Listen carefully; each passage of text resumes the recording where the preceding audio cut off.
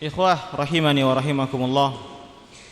Segala puji hanya milik Allah Subhanahu wa taala yang senantiasa melimpahkan nikmatnya kepada kita.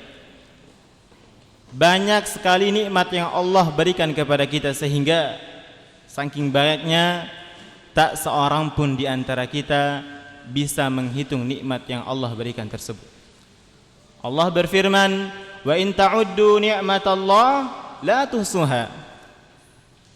Kata Allah Subhanahu wa taala, jika kalian ingin menghitung-hitung nikmat yang Allah berikan, la tuhsuha, maka tak seorang pun di antara kalian bisa untuk menghitungnya. Kemudian di antara nikmat-nikmat yang Allah berikan kepada kita yang kebanyakan manusia lalai terhadapnya adalah nikmat sehat dan nikmat waktu luang. Nabi sallallahu alaihi wasallam bersabda, "Nikmatani maqbun."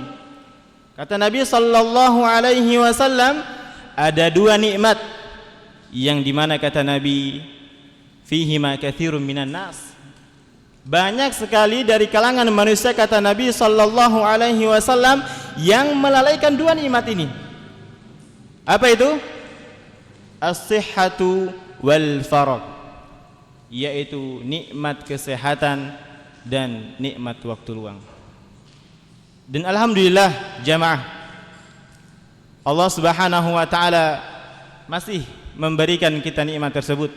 Dan sebagai seorang muslim, kewajiban kita adalah mensyukuri nikmat-nikmat yang Allah telah berikan kepada kita. Lalu bagaimana caranya agar kita bisa mensyukuri nikmat yang Allah berikan tersebut? Yang pertama adalah mengakui bahwasanya nikmat tersebut benar-benar datangnya dari Allah Subhanahu wa taala. Kemudian yang kedua, mengucapkan alhamdulillah dengan lisan kita.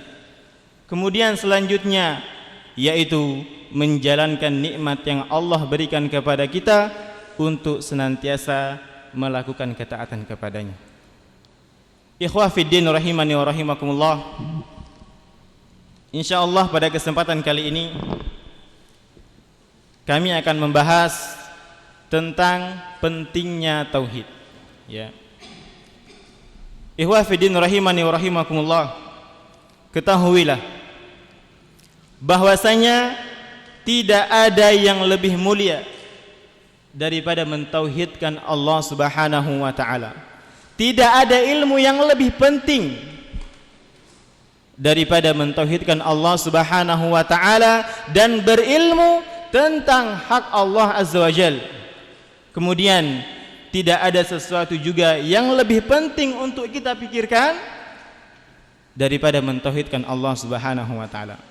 Karena ikhwah fiddin rahimakumullah, percuma seseorang rajin salat 5 waktu di masjid, kemudian rajin melaksanakan puasa sunnah Senin dan Kamis, bahkan ya ketika ia menghafal Al-Quran 30 juz, percuma jika tauhidnya rusak, karena hal itu semuanya tidak akan ada artinya baginya lagi.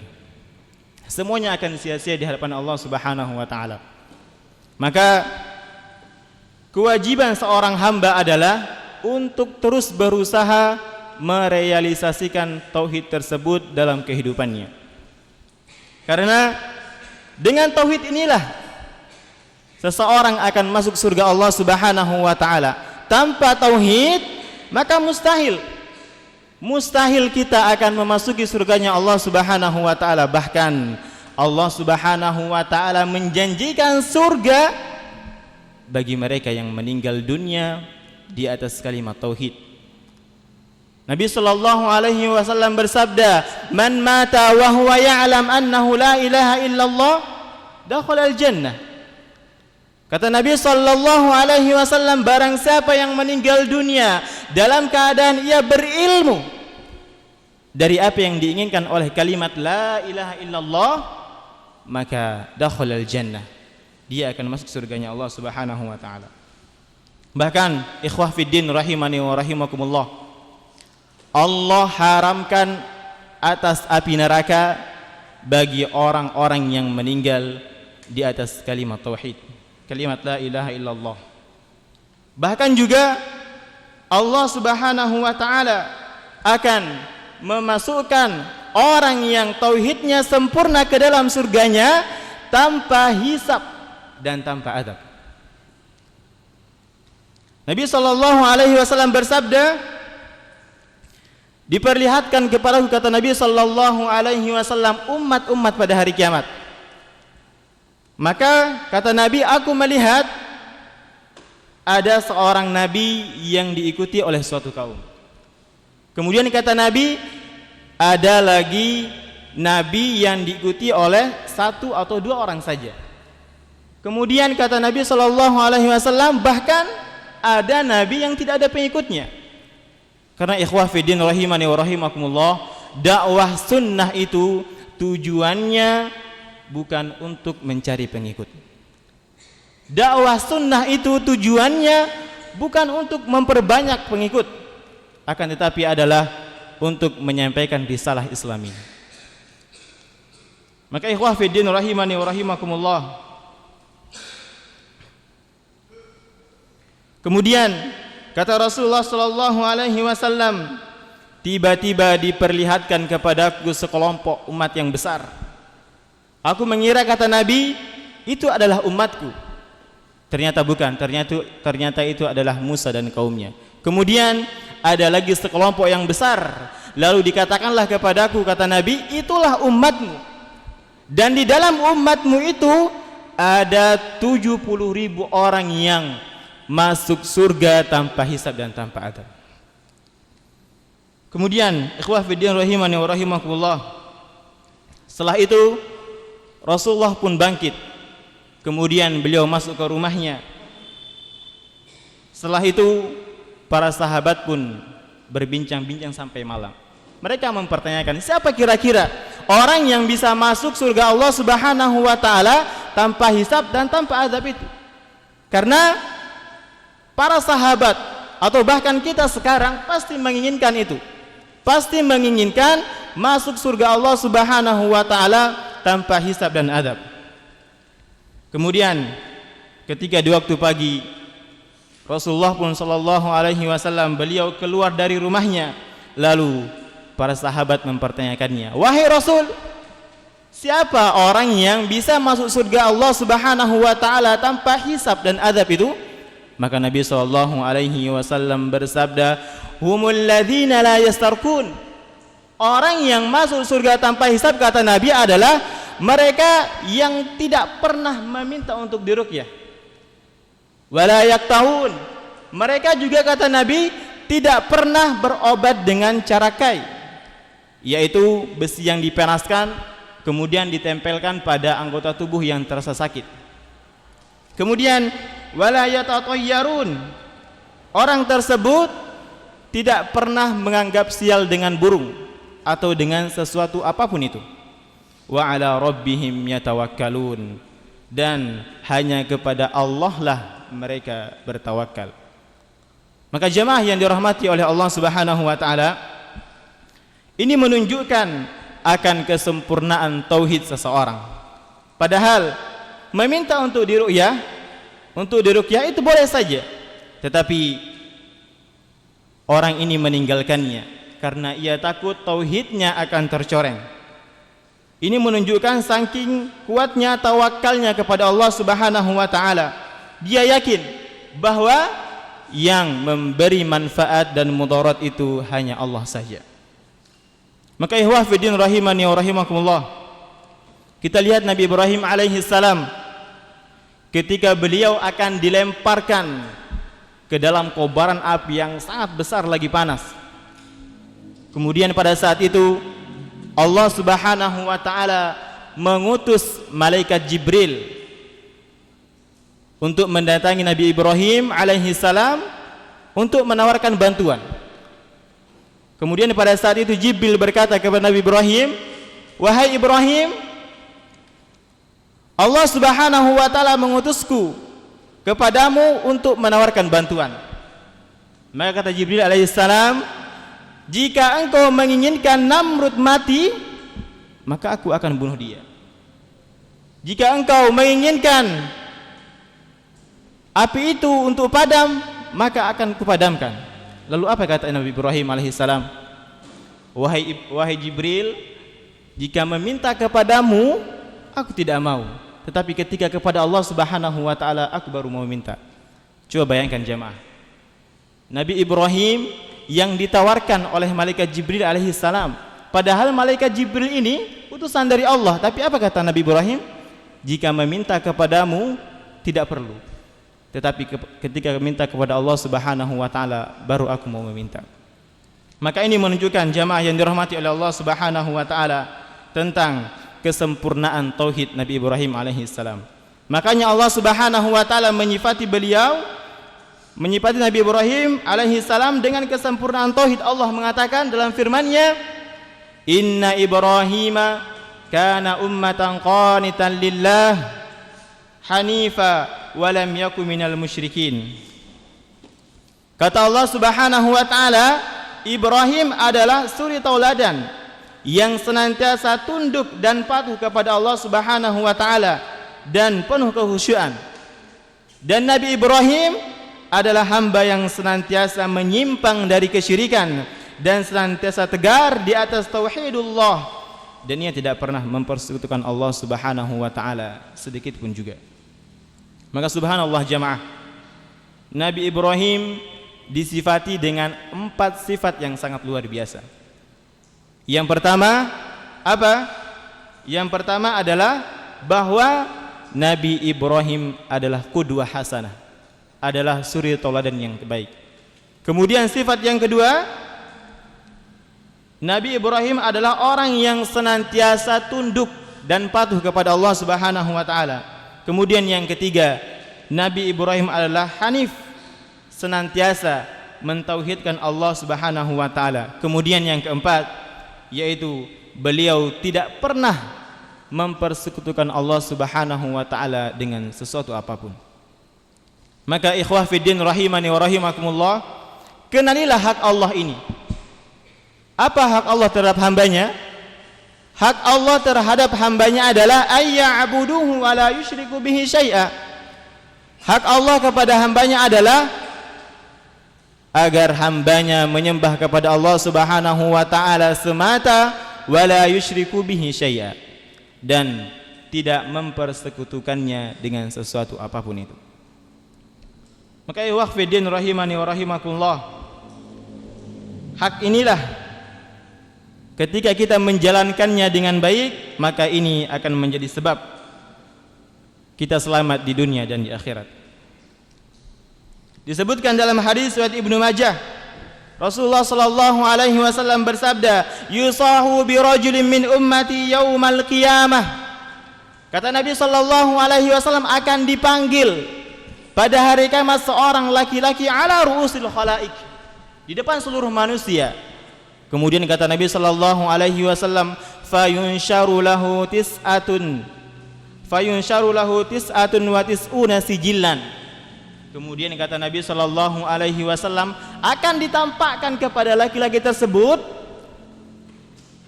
tis'atun wa tis'una sijillan, 99 catatan, yang dimana kata Nabi, kullu sijillin maddal basar, yang dimana setiap satu catatannya itu sejauh mata memandang.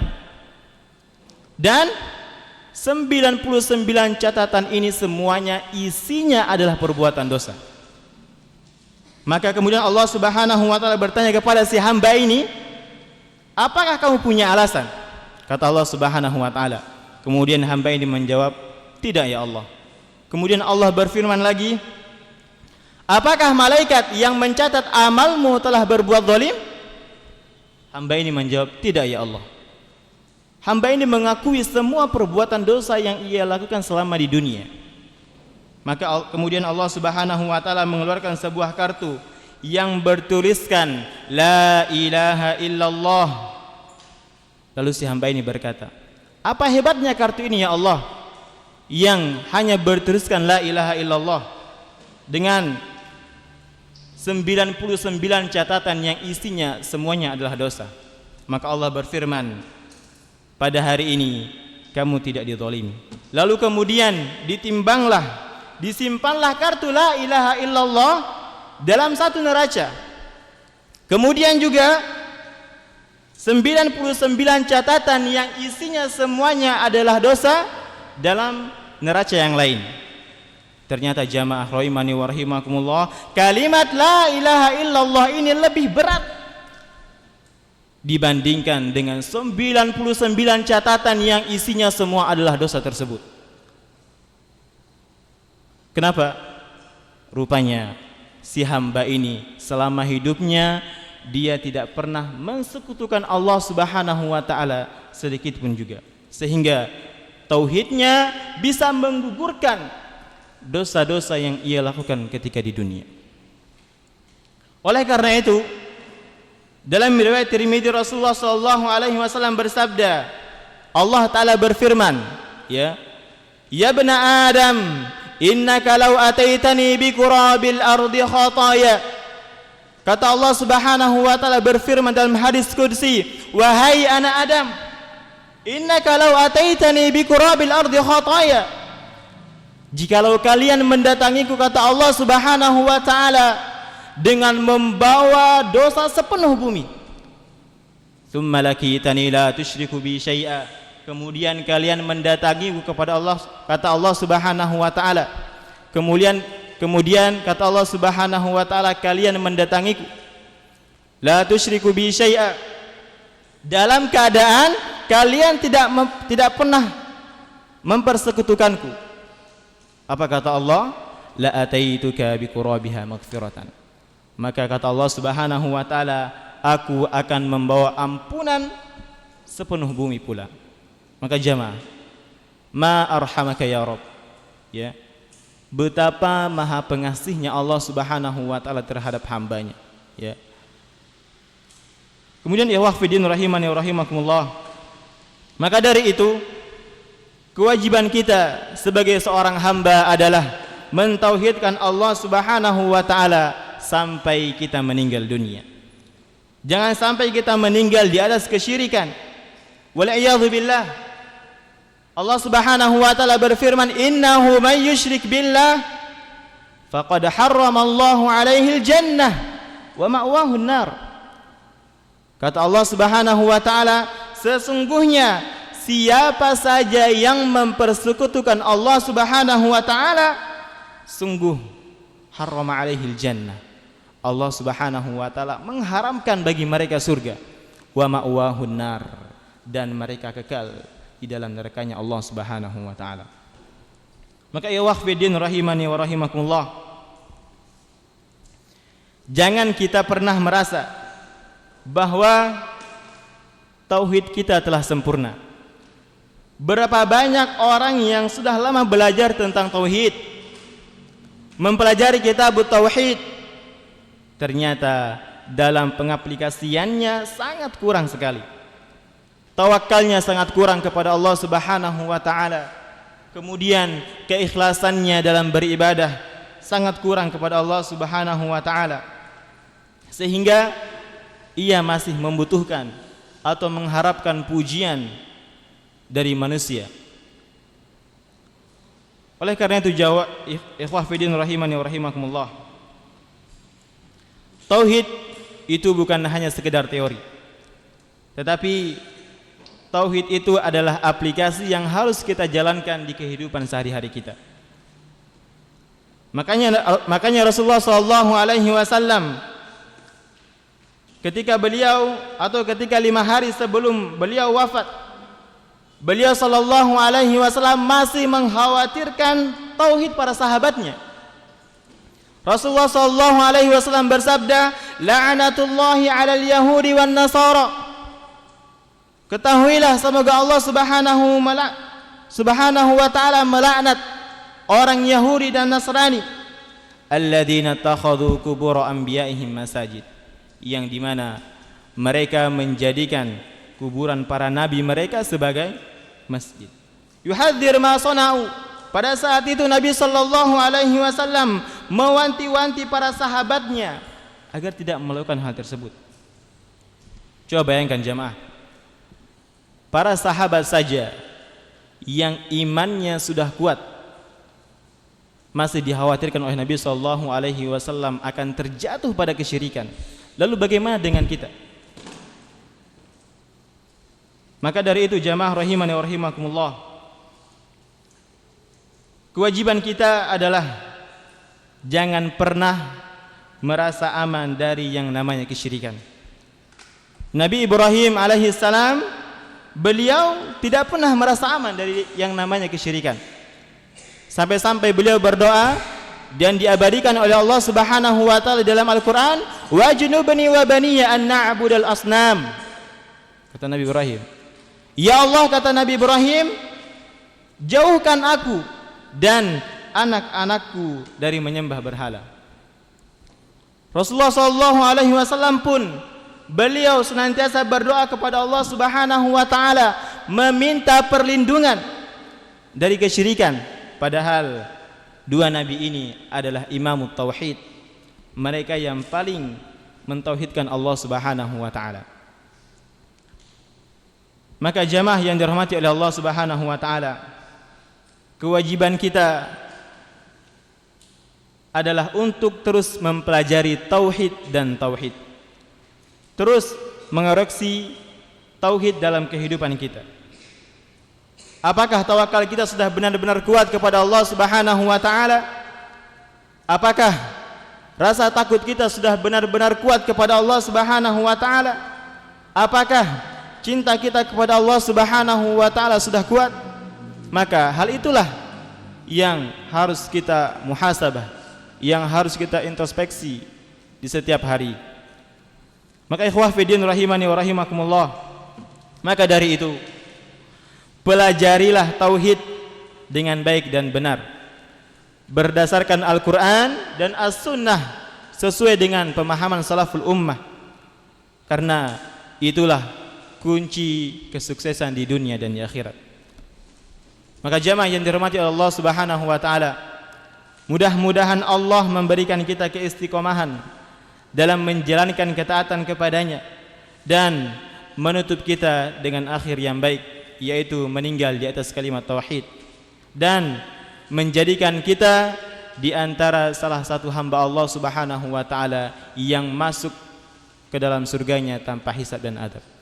Aqulu qouli hadza wa astaghfirullah li wa lakum. Mungkin ini yang bisa kami sampaikan, kurang dan lebihnya mohon maaf. Nakhtatim bi du'ai kafaratil majlis.